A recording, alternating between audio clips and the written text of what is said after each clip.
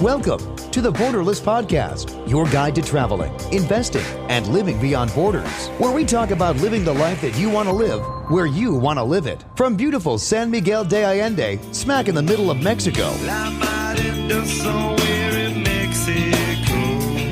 with your hosts, Jonathan Lockwood and James Guzman. Welcome to the Borderless Podcast, traveling, investing, and living beyond borders. We talk about location-independent businesses. We talk about living more internationally. We talk about having more self-reliance, and we have a lot of interesting guests on that show you how they've been able to do it. But today we've got a bit of a different podcast going here because there's quite a controversy that's going on, and I'll be brief in setting it up. 2.5 years ago, maybe 3 years ago, I learned about a project going on in central Chile that they were calling Gulch Chile. It was associated with a newsletter called the Dollar Vigilante. And at some point I thought, this would be great. I'm interested in moving outside of the United States. So I had looked at San Miguel de Allende and I looked at central Chile. And I went out there, checked out the land, stayed for 3 weeks, had certain experiences there. And I entertained the idea of possibly doing that.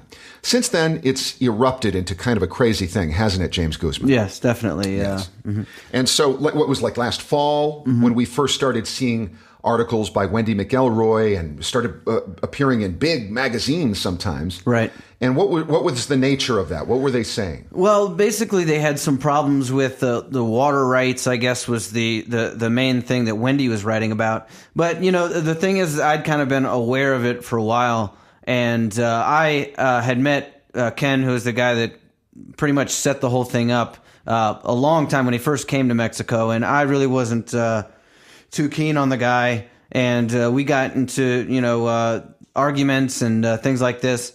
And so it wasn't something I wanted to go along with. And I was trying to warn people and tell people that it just was not a good thing going on. But, at the time, I really didn't have a platform. And I guess my word didn't get out. But, so Wendy wrote an article that there was a problem with the water rights. And then Jeff Berwick, who's also involved, wrote an article that was kind of I'm not sure exactly. It was kind of a mea culpa type thing that said, he'd screwed up. And part of it, too, was, he seemed to be very, sorry about the whole thing. But he also claimed that his big mistake was the person who he entrusted with this project and a good chunk of the affairs of the Dollar Vigilante, who was Ken Johnson. Yeah, which was kind of funny to me because, I told him, like a year and a half before that when I first met him that the guy was not a good guy to do business with. I mean, it's pretty obvious. I think. But, so he didn't agree with you at that time. Right. And so things sort of went in the way they did. So flash forward, occasionally we've been seeing articles on this. And it was just last week, here in the Borderless compound. We were hanging out outside, James and I said, oh, man, you have got to check out this blog I just saw. This guy has given the blow-by-blow, every single thing about what appears to be a fiasco there as far as this Gulch Chile project. And he has, it's so detailed, I told James, it's funny. I didn't know about all of these details. And so he checked it out. The next day, he saw this Pan Am Post, a little argument about it. And so I believe it was Ken Johnson who originally thought about the idea of having a podcast or some sort of forum to talk about this. So I volunteered this podcast. And Ken Johnson decided he didn't want to be a part of it. He didn't trust the situation. So instead, we are having Terrance Gillespie on, the guy who wrote all of that. First, Terrance Gillespie, welcome to the Borderless Podcast. Thank you, gentlemen. Good morning. How are you? Excellent. So why don't you start off by telling us, who is Terrance Gillespie? Who are you? Who is Terrance Gillespie? Well, I'm a Christian libertarian writer. And I kind of like the bio that was come up with for the Lou Rockwell articles I have on site. Terrance Gillespie has worked for IBM, General Electric, UCLA. I've played jazz piano in cruise ships. I'm an instrument-rated pilot, songwriter, writer, and I'm attempting to optimize every aspect of life, one article at a time, for both myself and my sons. Okay, very good. So that answers that. And the reason we asked that question is because one of the reasons Ken Johnson stated that he didn't want to come on the Borderless podcast is because he wasn't sure who you were. He thought your identity might be cloaked and you were actually someone else. But your name is Terrance Gillespie. Okay. Yes, indeed, it is. All right, very good. So it is interesting because you did document this. Incredibly, yeah. Yeah, and so it would lead one to ask, why do you care about this? Were you involved? Were you an investor? Are you close personal friends of people who were involved in this project or another down there? Well, no, I'm not. And I'm very explicit about why do I care in the second article of the series. You can find out my exact explanations. But to be brief, okay, I care about it because here I am concerned, as most everybody who's got a pulse is, about what's going on in the United States. And here I go through all this research. I finally get serious, and I find a psychopath sitting in the middle of a beautiful place, ruining it. And I thought, you know what? I don't have many attempts to give back specifically to my philosophical and political economic brothers and sisters. But every once in a while, I'm going to take something up and I'm not going to let go. And you're not going to believe what happens when I do that. Okay, so you're a libertarian, and this project is often associated with libertarianism. It's named Gulch Chile, which is a tip of the hat to Ayn Rand's Gulch from Atlas Shrugged, which is a book that many libertarians love quite a lot. And so you don't like it that this has sort of brought some reproach on people who identify as libertarians. Yes. It has absolutely nothing to do with what you'd think it has to do with by the name. And very quickly, libertarians were starting to get painted with a terrible brush as if they couldn't do any successful deals together. And I knew quicker than anybody else that it had absolutely nothing to do with the political economic philosophy of libertarianism. I don't think any of the founders even read Atlas Shrugged, by the way. Yeah, that's embarrassing for them. But obviously, a real libertarian named John Coben had done all of the research for this, and he came up with the name Berwick and Johnson. I would say they stole the name, but technically they didn't. This is all Coben's baby, and I mean that in the positive sense of the word. He did all of the real hard work. And then Johnson and Berwick had never set foot in Chile in their entire lives. 3 hours later, when the wheels set down on the tarmac, they had what could have been the biggest deal of their lives, and that was delivered into their lap by John Coben. So, and then Johnson proceeded to ruin it very quickly after that. And, a psychopath, and I say that with a lot of gravity. I mean, looking at the Robert Hare standard psychopathy checklist, having interviewed maybe 30 people about this, getting specific stories, reading all public documents. I don't make that association lightly. I can't say that he's ever been diagnosed formally, but I will say that at some point when writing these articles, I was willing to use the term in association with Johnson, taking very proper psychiatric medical due diligence in doing that. Those who'd like to know further can read my article, The Creature from Galt's Gulch, where there's a link to Robert D. Hare's checklist. And your website is mcgillespie.com, correct? Well, we're gonna link all those it'll be in the show notes. to the show notes. Yeah. So. Okay. I say that only in reference to the psychopathy, so we don't have to talk further about it. Sure. Unless you want to. No problem. Yeah. Well, why don't we get to this? Okay, right off the bat. There has been so much controversy swirling around it. Personally, I would like to make sure that this is done as fairly and objectively as possible, as this is being moderated. But what are the top one or two things associated with what has been described as a fiasco that you know for sure?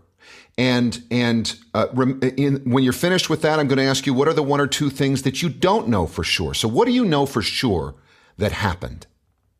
Almost everything meaningful that occurred in relation to this theft happened within the first 30 days of it. Coben, as Aguirre, who is Coben's partner, Berwick and Johnson met down at Coben's house, met his wife, went out to dinner several times, met, and Coben presented his very detailed business plan and idea with the name Gulch Chile. They all agreed to form an entity to take to receive ownership of the property. Johnson and Berwick gave a power of attorney to Coben to make that acquisition. Coben started a bank account. I think within, I would say no more than 25 days later, Berwick had quickly disappeared back to Mexico, and Johnson had cut everyone in that meeting out of the deal and proceeded to endeavor to take title, having started his own entity, which nobody knew about at the time, and just cut everybody out of the deal very quickly. That was the initial fraud. That was the initial theft. Almost everything you'll read about Gulch Chile, except in my articles, and I encourage everyone, lots of journalists, to write about these things. I just want to point out that I can't lie about this. I've got to represent this truthfully. Almost everything you hear discussed online lately is downstream of the initial theft. I see. And so you tend to get dragged into details, and everyone's throwing numbers back together and accusations, and they're citing this, and Johnson is saying, but I did this and I did that. Unless you knew the big picture of this story, you'd never know that all of that is happening downstream of the initial theft. Okay, so the first thing you said, basically 4 men agreed to a project. An entity was created, and then one of those men, Ken Johnson, decided to steal it, create his own entity. Now, how was he able to do that? He was able to do it in the dark. Nobody knew about it. Neither did Berwick. Neither did Ezeuguir. Neither did Coben. Nobody knew that he was doing it. They all thought the partnership was going on as planned. The idea was for Berwick to bring in capital. He did so in a grand fashion. And money that was sent to Johnson through various ridiculous bank account means was meant to purchase the first property, El Peñon. And when that property was purchased, it was purchased and taken title into Johnson's personal entity. Nobody knew that happened. I see. Gotcha. Nobody even knew that occurred. Of course, Berwick didn't. He just kept doing what his role in their partnership, which was to keep sending money down, get people interested, say what a great place Chile was. Of course, the problem with all that is it's true. Chile's an awesome place. And most of the great things he said about the property and the prospects were, in fact, true. Yeah, I think it's kind of strange. I read about it, and I understand that it was beautiful, beautiful property, and that, you had these people that were down there speaking about it, and they had this, I don't know what it was, some sort of a event there with a lot of kind of high-name people in the libertarian movement. But it seems to me that it just seems strange that so many people just trusted this situation. It seemed like they had a lot of kind of not very good paperwork and contracts, and people, got kind of caught up in this. Yes. Well, that's why they call it an affinity scam, which I think is a very accurate title. People were vouching for each other, but they were vouching for each other downstream of the principles. And so, hey, James, you sound very reasonable. Jonathan, you sound very reasonable on the phone. If I start interacting with you and we have a friendship and you give me a recommendation, I'm going to take it very seriously, and that's a good thing. But we've all, as libertarians or as just human beings, we've got to do our own due diligence and report back to each other what we find, rather than just taking each other's word. Everybody has a different talent in this world. And, I take recommendations from a friend very seriously, but it doesn't, not to the extent that I'm going to deliver tens of thousands of dollars with no due diligence whatsoever. And somehow Johnson was able to make that happen, along with Berwick's marketing. A lot of people trust Berwick and his dollar vigilante. They give him international street cred, so to speak. Okay, so there were some people who people put trust in, and those people let them down in one way or another. Those people have to bear some of that responsibility too, for apparently not having any contract and not doing any serious due diligence. Would you say that's true? Partially true. They did have contracts. I don't know if they understood. Sure, they had contracts. They had promesas, which is the Spanish word for option. There were contracts, but I mean, every prop you can imagine that would fool you was presented to them. So don't paint too naive a picture of these investors that lost money. One of the reasons I like to write about this, or it fascinates me, is I could have been one of them. I'm not above getting fooled like this. And frankly, when you're talking about the people involved, you have a lot of people with genius IQs, perfectly capable of handling themselves, who got sucked into this deal. So don't fool yourself by thinking that every prop you can imagine wasn't put in front of these people. I see. Okay, so they did have a contract. I was getting involved in this myself, and I was expressing an interest. I was there in January, February 2013, and I kept asking for them, can I see the paperwork? Can I see the contract? And I never got one, so it never went to step 2, bringing lawyers in to check it all out. I never received it, so I guess they didn't consider me a serious applicant or something. What were you going to say about Josh? Well, just we're kind of on the topic of due diligence here. Regarding due diligence, Josh hired a law firm to say, I'll give you a bonus if you can tell me a legitimate reason not to move forward with this. Who is Josh? Josh Curley is one of the people referred to in this thing as the first 4 investors. Oh, he is. Yeah. Okay, I didn't realize that. Okay, go ahead. He's one of them, and so at the very outset, before money was put down there, Josh did, I think, what was a very smart move, and hired a law firm and said, hey, not only do I want you to check out this potential deal, I'll give you a bonus if you kill it, in my mind. And frankly, if you know anything about lawyers, you know that they're trained to kill deals. Mm-hmm. They're not trained to create deals. They're trained to kill them. And so I think that's a very bold and an excellent due diligence move on Curley's part. I'm not aware of the other things they might have done, but I just want to steer away from the fact, the idea that you would say, hey, these investors are a bunch of fools. I see. Yeah. Okay. And the reason I say that is because you're going to miss a lot of what can be learned from this story if you do that. You just want to say, they're a bunch of fools. Let me read something useful, because I would never do that. You got to be real careful making that assumption. Okay. So between that time, you're saying that this first 30 days were the most important, up until when a lot of people started, I'd say specifically when Wendy's article is when things started coming up front. So what exactly happened at that time that changed? It seemed to have a change and shift here. Well, as I said, you don't want to ever underemphasize the first 30 days, because that's when the theft took place.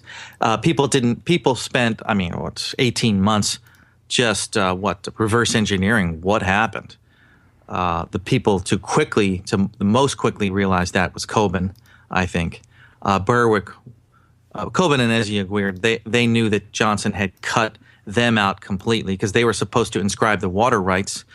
Johnson didn't even talk to them anymore, cut them completely out of the deal, and then, as is typical for Johnson, accused someone else of doing what he prevented them from even doing. I mean, inscribing and consolidating the water rights was a primary contribution of Coben and Eziaguirre outside of the very creation of the project itself. They were anxious to meet deadlines. There were certain deadlines, as there are surrounding every property ownership and getting things done. They were anxious to meet them, just couldn't reach Johnson when they tried to do so. And the next thing they knew, they were being accused in the media of having, quote, sold Johnson a piece of land without water rights. That is extremely far from the truth. What actually happened was Coben and Eziaguirre knew how to inscribe and consolidate the water rights, had already recommended that the property that was purchased have abundant water. But, Eziaguirre and Coben had inside information, having lived in Chile for 20 years, on the local entities, how to do it, who do you talk to, how do you actually get this done, what do you put in the boxes. On the other hand, Johnson doesn't even speak or read Spanish, has to walk around with this guy, Ian Thornton, to translate everything that's said to him in Spanish, is, bumping around like a fool, and had taken had negotiated the sale himself. Well, he didn't negotiate anything, but Coben had negotiated an amazing price for El Peñon that neither Berwick or Johnson could have ever achieved. That very small price per acre of El Peñon. And so the first person to know is Coben because, hey, I'm trying to unlock your water rights, dude. Return my calls, and he gets shut out. And then Berwick doesn't know anything that's going on except the accusations he's now receiving from Johnson. Anybody who knows anything about Johnson knows that if you've met him or he's read your name, you're shortly due for an accusation of something. Really? Okay. Yeah. Well, why don't we just deal with that? Because this comes up a lot. In fact, you have a subheading in that article, The Creature from Galt's Gulch, entitled Root Cause. So why don't we, again, as briefly as possible, what is the root cause of this fiasco? Well, I'll tell you, I'll tell you very briefly, and I can't make it any briefer than the article because, I just assume people nowadays don't have an attention span and they don't read. So let me just read it. Okay. This fiasco had little to do with the Randian, libertarian, or anarcho-capitalist ideals referred to in the marketing hype. The social, political, and economic philosophies purported to be at the heart of GGC's failure are only now coming into play in the attempted rescue of the project. What killed the deal was what kills most deals: the psychopathic behavior of a partner in a key role and the inability of the other partners to recognize and eject him in time. A contributing factor was Berwick's silence, yet continuing marketing hype despite direct knowledge of egregious mismanagement and theft. Another contributing factor was the support of Johnson by investors who understandably needed more time and evidence to be convinced of the extent of Johnson's misdeeds. So there you have it. Okay. So psychopathic behavior is the root cause in your estimation. Yes. Okay. All right. So, but you're not throwing, you're certainly seems like you're throwing the lion's share of the blame on Ken Johnson, although you do in your article say that, there are some things that Jeff is going to need to, that Berwick's going to need to do in order to, come clean from this whole deal. So what do you see those things being? Well, James, in our podcast thus far, yourself, Jonathan, and the listener might conclude that I make no such conclusion. As a matter of fact, I wrote, which is the most penetratingly convicting article about Berwick, and I am detailed to the extent bordering on psychoanalysis, which Berwick himself partially agreed to on a comment he made on that article a couple days ago, in order to better understand Berwick's role in this. By no means do I let him off the hook. As a matter of fact, before I hit the send key on sending that update up to my blog, I kind of winced because, this guy has convinced so many libertarians that he is just the Mr. International player that they don't have time to be because they're too busy being productive. Mm-hmm. And they project all of that international expertise onto Berwick as if you can imagine it, he's like the second Doug Casey. Mm-hmm. Yeah, which he is so far from being it. I find it insult. As a matter of fact, in my article, I say, for perhaps it's best if Berwick cease all references to his superiors and engage in a prayer-like, day of week and months of fasting while he make restitution. I'm quite detailed about what I think Berwick could do personally to get out of his own ruts. But in order for him to make good to other investors, because unfortunately he's involved 76 other people in this, although I don't think every investor invested because of Berwick. The majority of them did. And what I recommend to Jeff Berwick is that he simply do nothing further than keep his publicly made promises. So my recommendations aren't even in this. I just know that it's good for a human being that if they ever get to the point of making a public promise, it is very good for them to keep it. Mm-hmm. And so I say that his way out of this mess for Berwick is to keep the public promises he made on Michael W. Dean's radio show, The Freedom Fiends, on September 6th, 2014, 38 minutes into the broadcast. And here's what he says. Yes, I'm going to work for the rest of my life if I have to make this right. My goodness, that's a wonderful thing to say, and I wholeheartedly agree. Those are not my words, those are Berwick's, and I wonder if he realizes the power that following through on that promise will have for both him personally, the investors. That's his way out, and I think I would like to go no further than to recommend that he keep his promises. I think that's fantastic. Yeah, for sure. So now there's after these articles that came out that kind of brought this to public consciousness, I guess you could say, or at least to libertarian public consciousness. They put together this so-called rescue team, right? Yes. And so who's involved with this? Is Berwick involved in this at all? I thought at first that he was, in a sense, because of the public articles he was publishing.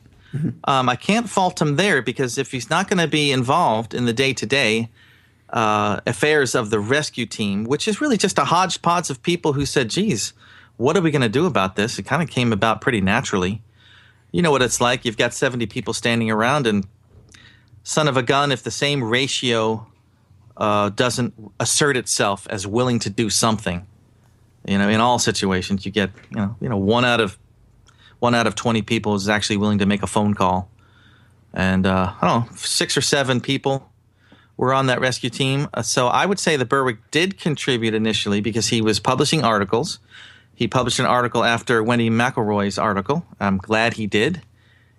He made people know about the project. He alerted people that there's a problem with it. He may have it was Wendy's articles, I believed, that contributed to saving people.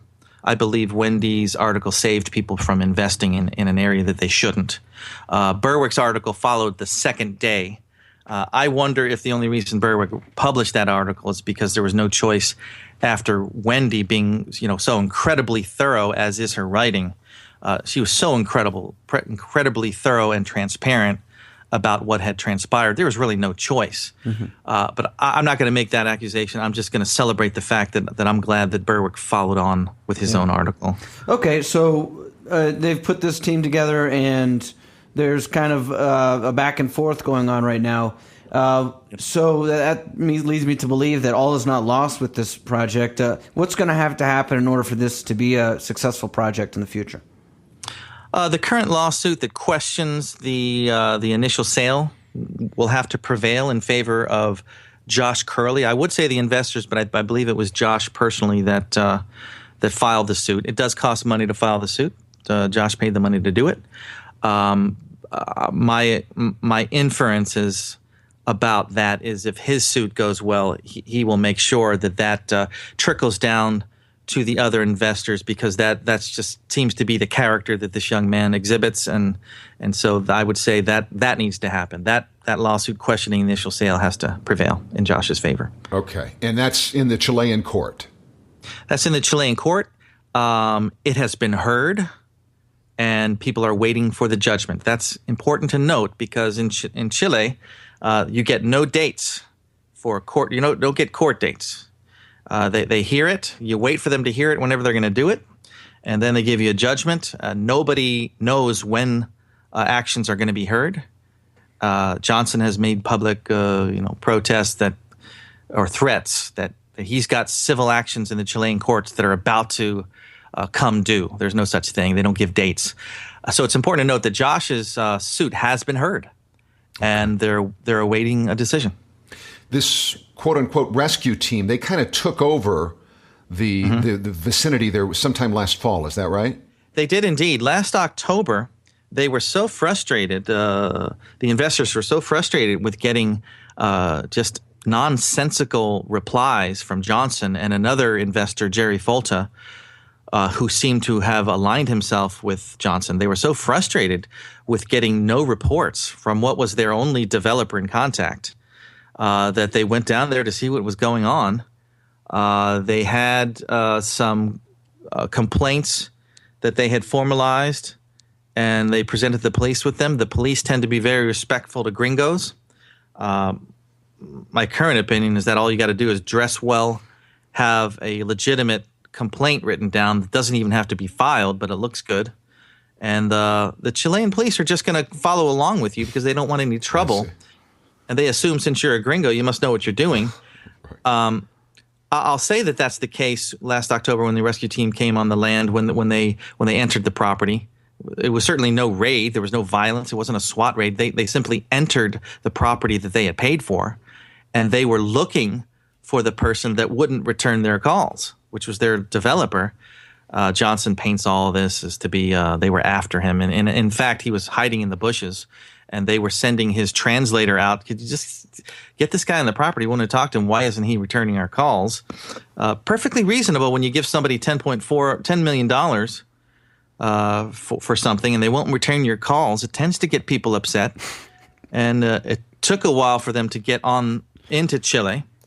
They got in there, and I'm emphasizing the Chilean tendency to take gringos very seriously, and that the documents, even if you're waiving them as a prop, it might work.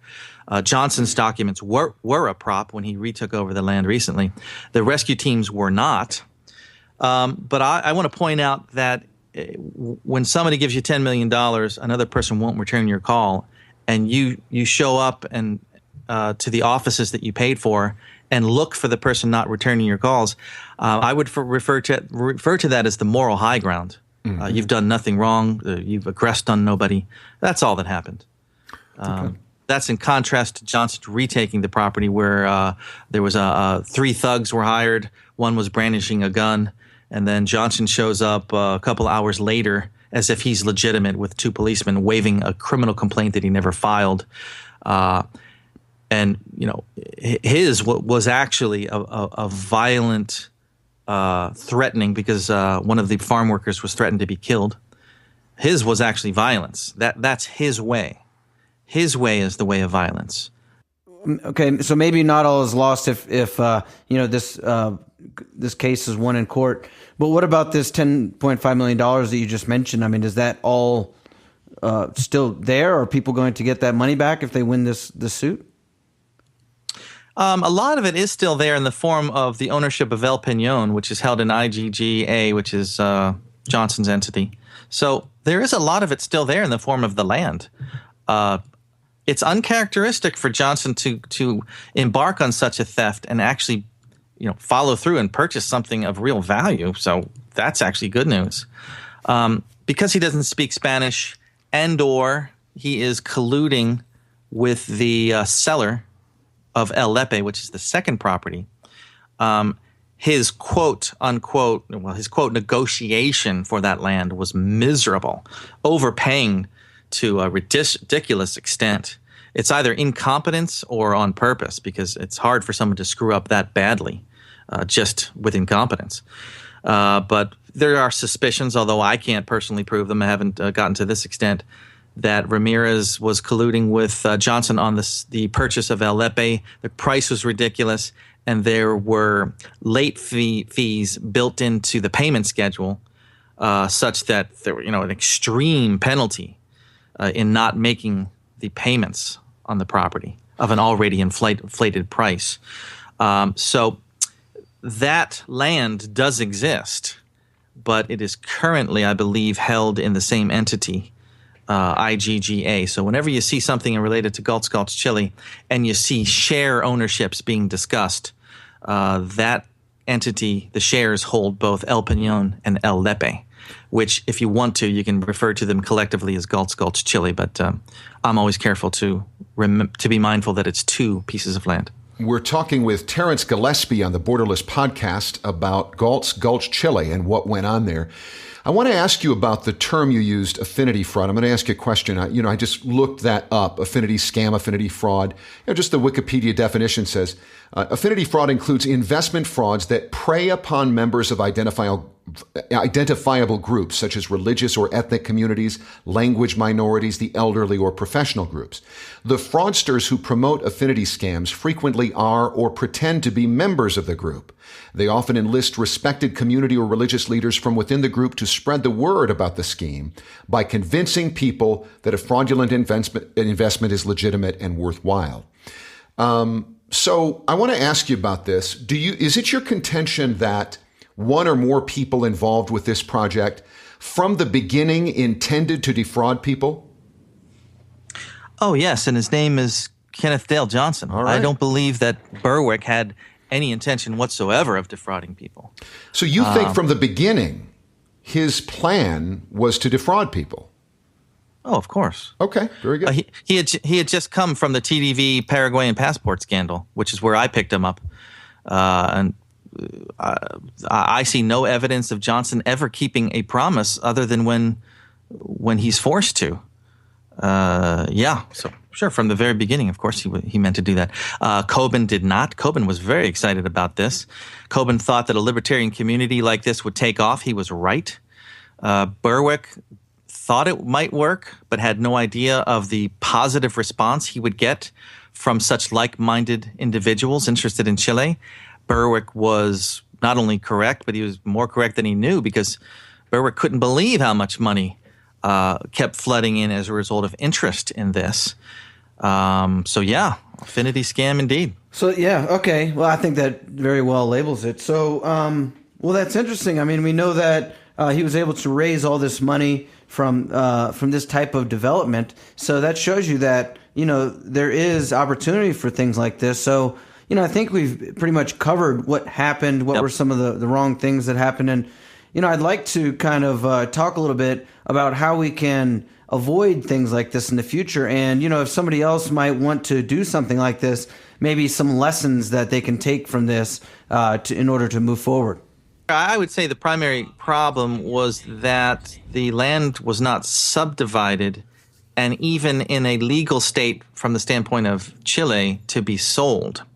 There is a legal loophole in Chile that having done a certain amount of filings, you can now sell a promesa, which is really an option. Yeah, you can sell an option on land that does not have legal title yet. I believe I'm saying that correctly. But at some point in the process, to formalize the contract, you've got to get very serious and make sure that the option can be executed and turned into actual ownership. Right. That never occurred in Gulch, Chile. It was, from that time to trying to turn it into each subdivided parcel as having legal title. We get into Johnson's endless, rambling myths about what was actually going on in the property. So it never really got further than that. Tell me if this is right. Well, I've read recently that supposedly this whole area here in the Gulch was only zoned for 12 plots. And this might be why I was hearing a couple of years ago that they were not able to actually give you a title. They had to sort of give you a lease for 100 years or 99 years or something like that. Is that one of the maneuvers they used to try and get around the fact that it was only zoned for 12 residences, 12 plots? When you refer to the 12 plots, you're referring to El Peñón, which was the first purchase. Right. The first purchase. The reason that was limited to 12 was because the water rights were not inscribed and consolidated. As I said, one of Coben and Ezeaguirre's first mission in the partnership was to inscribe and those water rights so that El Peñón could be legally subdivided in the name of, and per the laws of Chile, into many more units than the 12. I see. So this is an accusation that Johnson makes. Oh, not only did you, quote, sell me, Coben never sold anything because Johnson bought it. He cut people out of the deal before he even made the purchase. So it's wrong to say that Coben sold anybody something. Johnson accuses Coben of, you sold me property without water and with only 12 subdivisions. What he leaves out of that is Coben was earnestly trying to get in touch with Johnson to inscribe the water rights so that the subdivisions could be approved for many, many, many, many more than 12. But, Johnson wouldn't return his calls, so that became another accusation to Coben. All right. I have a friend who was very much involved in the fiasco down there from the beginning, American guy who's been living in Chile for several years. And he had messaged me on the subject, and he thought, he said, his best advice is for people, understand the law, See, it reminds me a little bit of my search for a great CPA. The more I look for one, the more I realize I need to understand this stuff myself. Understand the law, zoning about where you're looking. Make sure your contracts have performance clauses and are properly notarized. Have a local lawyer advise you. He said the biggest issue for him is invalid and vague contracts, leaving the buyers desolate. They have no lien, insurance, or other recourse. That was his commentary. Yeah, absolutely. If you have a contract with no teeth, then there's no sense in even signing the contract, as far as I'm concerned. And you're not in a position, in most cases, to know whether it has any teeth. Right, so you have to bring it to somebody that does know. You definitely do. Yeah. Sounds like wisdom itself, Jonathan. And I would point out that such checklists when purchasing land are so well known. One would want to do that exact thing in the United States. Of course, implementing such a checklist in Chile is going to be much more difficult. But you want to at least make an attempt at those things. Sure, absolutely. Yeah, and it's funny. There's sometimes I think I get caught up in what you were saying before, kind of dismissing things. Is like, why would you be dumb enough to do something like that? But I have also been involved in different real estate type of deals for a long time, and I've been aware of stuff like this. And there's a lot of people that just don't know about that stuff, and they know about other things. They make their money different ways, and that's not anything bad on their character. They just don't know about it. So yeah. So there's always somebody who can chime in after everything's taken place. You get some guy on a forum or somebody makes a comment on your website, and he tells you all the things you could have done. And okay, some of that can be useful. But I'm not a big fan of giving unsolicited advice, let alone accusations, to the bullfighter fighting a bull in the ring. I most often am the guy in the ring, and if you want to send me another spear, if you want to give me some advice, I mean, even if you want to write an article saying that you think bullfighting is offensive, okay. But if I'm in the middle of this metaphorical ring doing battle, unsolicited advice is going to be completely useless. And the best advice I've ever gotten are from the bullfighters themselves, not the people who would give, backhanded comments about how perfect they are from their keyboard, that sort of thing. Okay.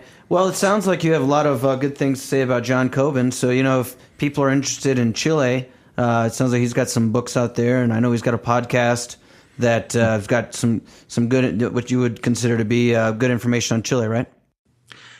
He was a great service to me. I mean, I went down with a buddy. We both read his book. Prior to that, I was able to make detailed decisions about what to see, what not to see.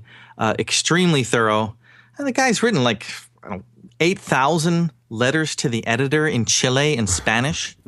And up until recently was a professor in Santiago. This is the elephant in the room in terms of libertarianism in Chile.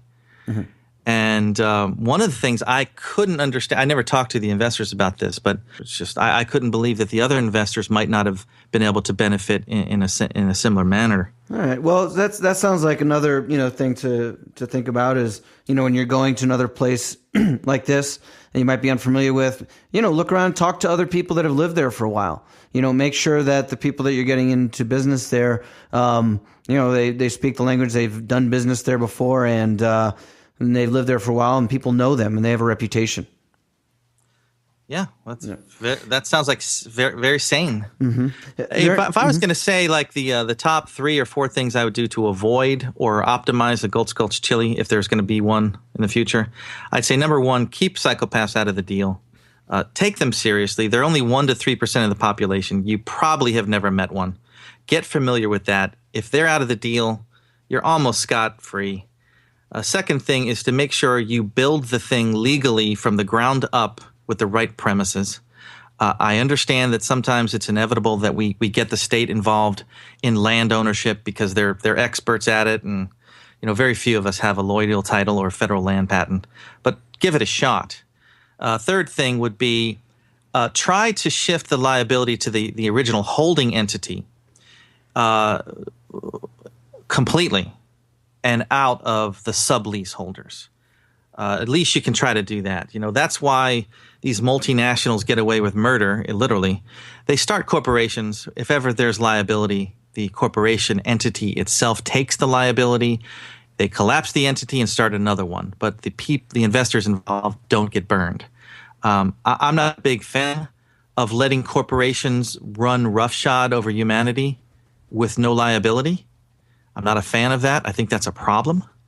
But if libertarians are going to exist in this world and try to do it, at least take advantage of that vehicle, the corporation, load in the liability to that entity and shift the liability away from the investors. And last but not least, I would say that I don't care what your beliefs are here. I don't care if you're an atheist or agnostic, Christian. I could care less. But the advice in 1 Corinthians 6 of don't take your brothers and sisters to law is very important, because when you take somebody to law, you're taking them to your inferiors. As hard as it might be to make an amicable settlement with somebody, it's going to be 15 times harder and unlikely if you take it to the state. So I think you're better off just swallowing your pride, even taking a loss, trying to get as much out of it, but don't take your brothers and sisters to law. This becomes much easier when there's no psychopaths involved. But, you and I, we all know that sometimes things can get murky. Sometimes libertarians or people don't write things down. I think they associate having a contract with getting the state involved. Nothing could be further than the truth. A contract can just be personally between amicable entities. It doesn't have to involve the state. Just write a contract, write it down. If I wanted to keep my promises with you, I'd be happy to write something down describing the complex thing we're about to embark on. And I'm sure you would too. And if you would run away from a specific documentation of a contract that's an agreement between us, I just assume you're not going to keep your word later. Maybe not even intentionally. Maybe because you simply forget. There's a lot of stories here where Berwick simply forgets entire conversations. Geez, why not write something down to make that impossible? Keep your word. Behave honestly. And I don't know. What am I rambling now? I just hate to see people. Do you have anything else, James? Well, yeah, I'm going to say, I think that especially in today's day and age, your reputation is of paramount importance with the internet, with, the way that information gets spread so quickly. I just want to stress to people that they need to take their, like you were saying, keep their word and keep their reputation in mind, because it's very important. It's almost the most important thing, I would say. I agree. And as a matter of fact, I'm writing a book now. There's a little section of it saying that trust is a currency. I think it is the currency. Yeah. People want to talk about Bitcoin. It's exciting. People want to talk about gold, silver. They want to talk about anything but the fractional reserve lending system, which is just pure counterfeit.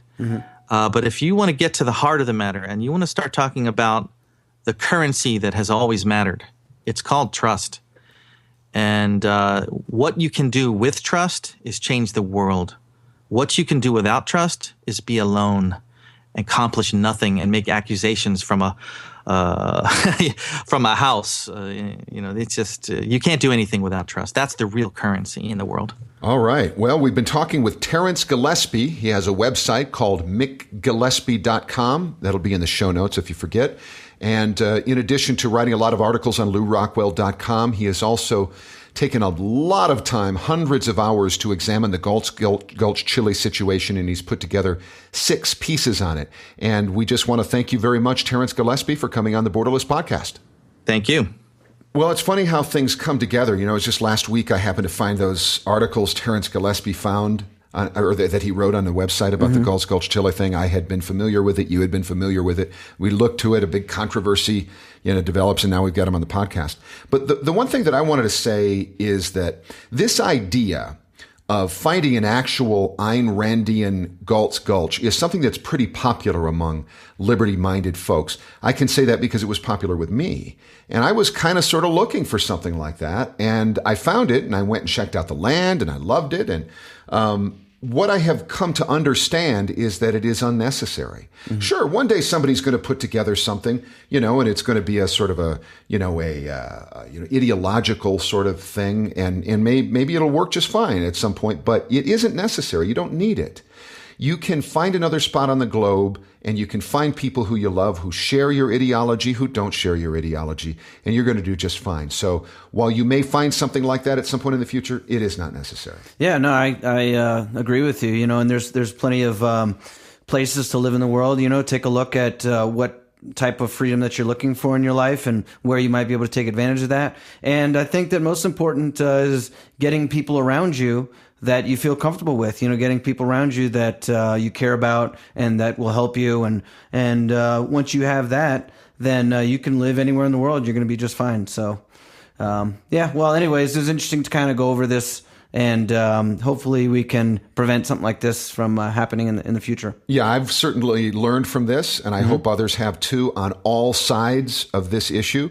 So what we'd like you to do is go over to the borderlesspodcast.com. Boy, what activity we got in the last week or so. All of a sudden, people are responding. Borderlesspodcast.com. What's the name of the button there? Yeah, so once you go there, there's a button at the top there, and you can enter your email address, and we'll send you a PDF that helps you find a place on the globe that might be good for you to live, and also a link to join us at the Borderless Network. And we've had a lot of activity there, lots of different people from all over the world, digital nomads and investors, businessmen, things like that. So you can come talk to them. And what I'm planning on doing is kind of growing that into more of a larger network, so probably moving that off Facebook eventually. But so for now, if you just want to go there, it's the button says instant access, and you can come join us in the conversation. Yeah, thank you so much for listening. Another Borderless podcast coming up soon. Thanks for joining us for the Borderless podcast, traveling, investing, and living beyond borders.